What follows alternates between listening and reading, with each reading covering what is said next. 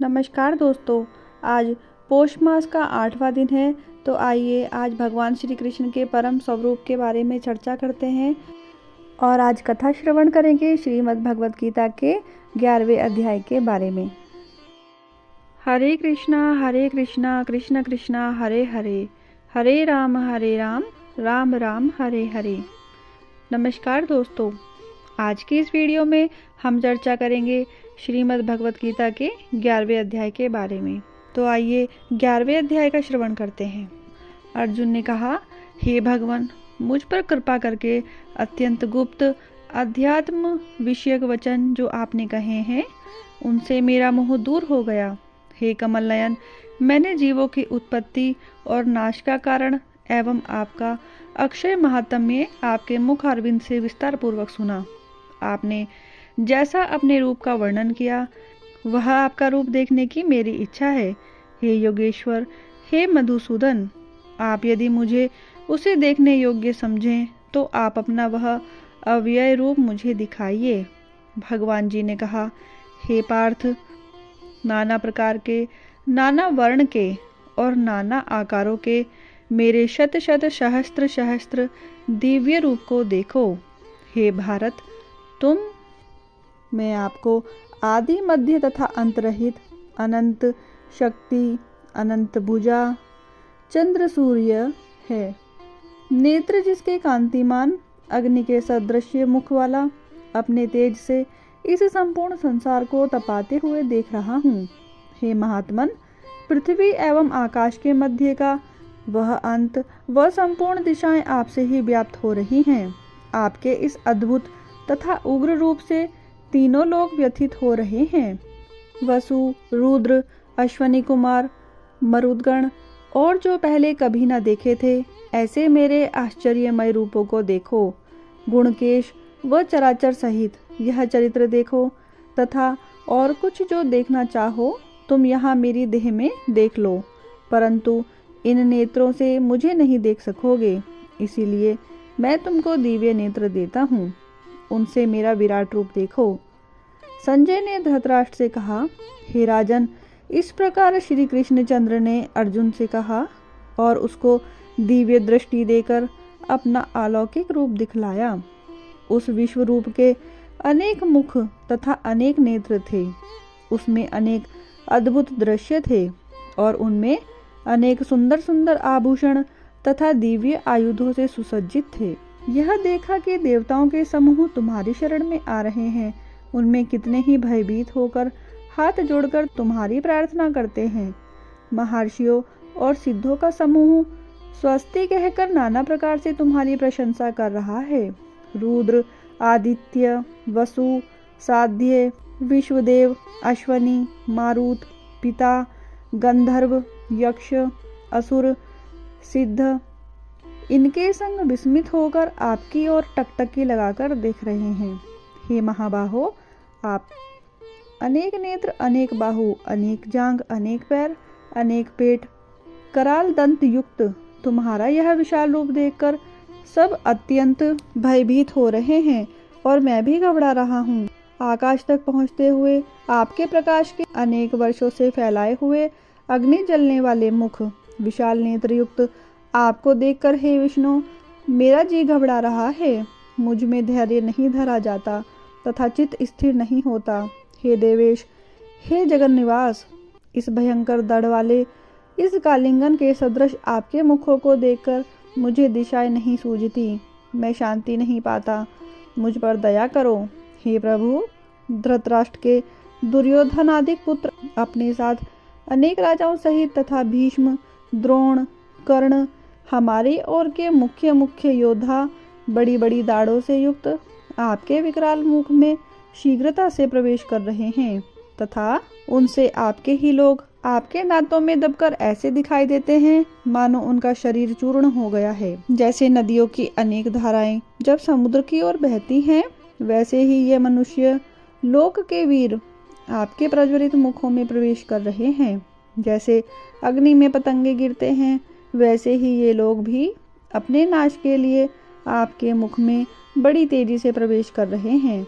हे विष्णु, जलते हुए मुखों के चारों ओर से सब वीरों को निगलकर आप होठ चाट रहे हैं। आपकी तीक्ष्ण प्रभाएं समस्त संसार को तेज में व्याप्त कर रही हैं। यह भयानक रूपधारी कौन है, यह मुझसे कहो। हे देवेश्वर, आपको नमस्कार है, मुझ पर प्रसन्न हो। हे जगकर्ता आदि पुरुष, आपको जानने की मैं इच्छा रखता हूँ, क्योंकि आपकी यह प्रवृत्ति मेरी समझ में नहीं आती। श्री भगवान बोले, संसार का नाश करने वाला मैं उग्रकाल हूँ, समस्त जनों का संहार करने के लिए आया हूँ। तुम्हारे युद्ध न करने पर भी ये वीर जीवित नहीं रह सकेंगे, अतः तुम उठो, शत्रुओं के संहार यश को लेकर इस समृद्धशाली राज्य का भोग करो। हे सव्यसाचिन, उनको मैंने पहले ही मार रखा है, तुम केवल निमित्त मात्र हो जाओ।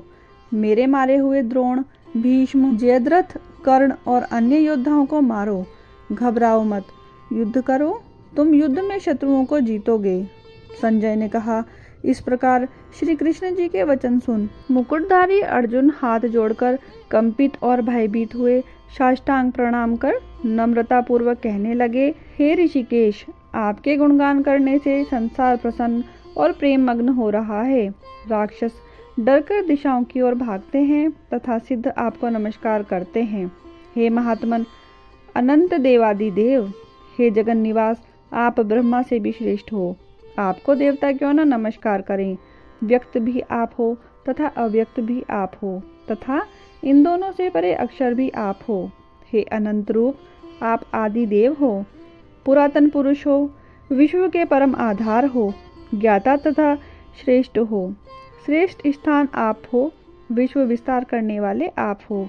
आपकी महिमा को ना जानकर मैंने आपको अपना मित्र मानकर हे कृष्ण, हे सखे, ऐसा जो तिरस्कार से कहा, सो प्रमोद से तथा स्नेह से हे अच्युत, अप्रमेय रूप से आपसे इन बातों से क्षमा मांगता हूँ जो कि मैंने परिहास से विहार, सोते बैठते और भोजन समय अकेले अथवा मित्रों के मध्य में आपका अपमान किया है।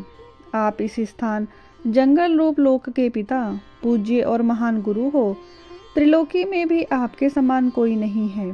आपसे अधिक अतुल प्रभाव कहाँ से होगा। इसीलिए स्तुत्य ईश आपसे सिर झुकाकर प्रणाम करके यही प्रार्थना करता हूँ कि मुझ पर कृपा करो।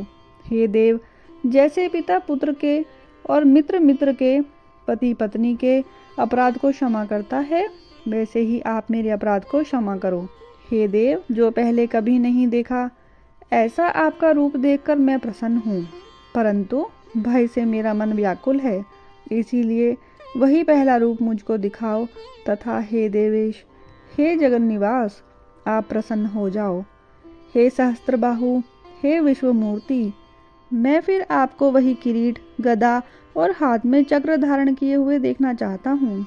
श्री कृष्ण भगवान ने कहा, हे अर्जुन, मैंने प्रसन्न होकर यह तेजोमय अनंत आग विश्व रूप अपने योग के प्रभाव से तुमको दिखलाया है, जिसको तुम्हारे अतिरिक्त इससे पहले किसी ने नहीं देखा। मेरा एक भयानक रूप देखकर तुम व्याकुल और मूढ़ न हो। भय त्याग प्रसन्नचित होकर फिर तुम मेरा वही रूप देखो। संजय ने कहा, इतना कहकर श्री कृष्ण ने फिर चतुर्भुज और सौम्य रूप धारण कर श्री कृष्ण ने अर्जुन को, जो भयभीत था, धीरज बंधाया। अर्जुन ने कहा, हे जनार्दन, आपके इस सौम्य दिव्य मंगल रूप को देखकर अब मैं प्रसन्नचित हूँ। श्री कृष्ण बोले, हे पार्थ, मेरा जो विश्व रूप तुमने देखा है, इसका दर्शन संभव नहीं। देवता भी उस रूप की आकांक्षा करते हैं।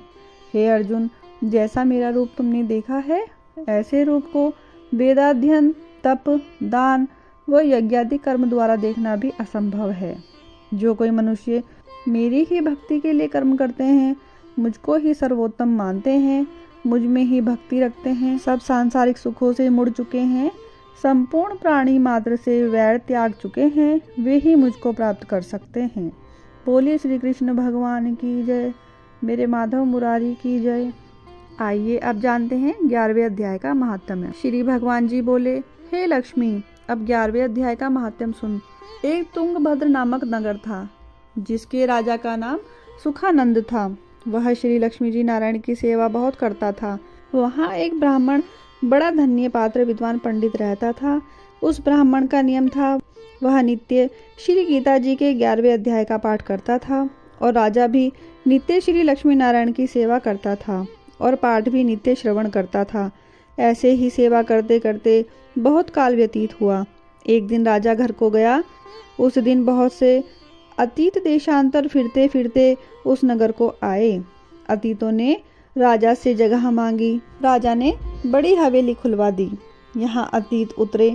राजा ने सीधा दिया। रसोई कर अतीत बड़े प्रसन्न हुए और अमृत तुल्य वचन बोले। राजा उनके दर्शन को गया। राजा का बेटा भी साथ गया था और कई भृत्य भी साथ थे।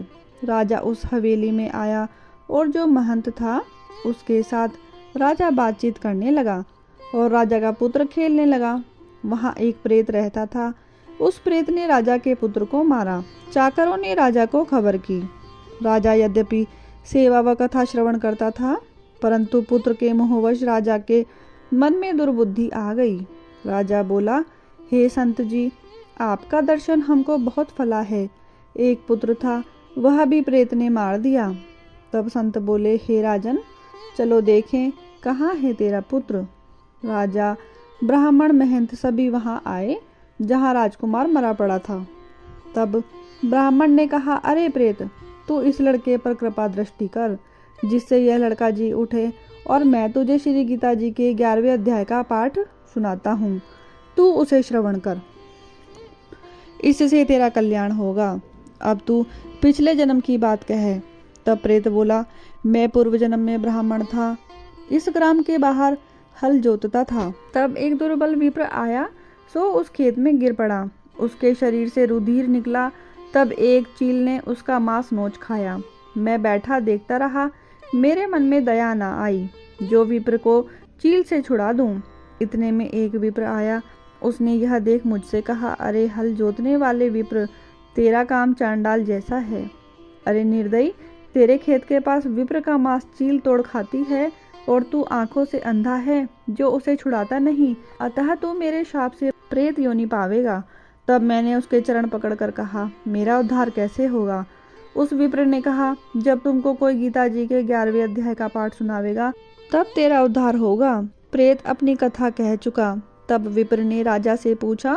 राजा ने कहा, इसका उद्धार कीजिए और मेरे बेटे को जीवित करिए। तब पंडित जी ने गीता जी के 11वें अध्याय का पाठ करके प्रेत पर जल छिड़का, जिससे प्रेत ने अधम देह से छूटकर देव देही पाई और राजा का पुत्र भी सजीव हो गया।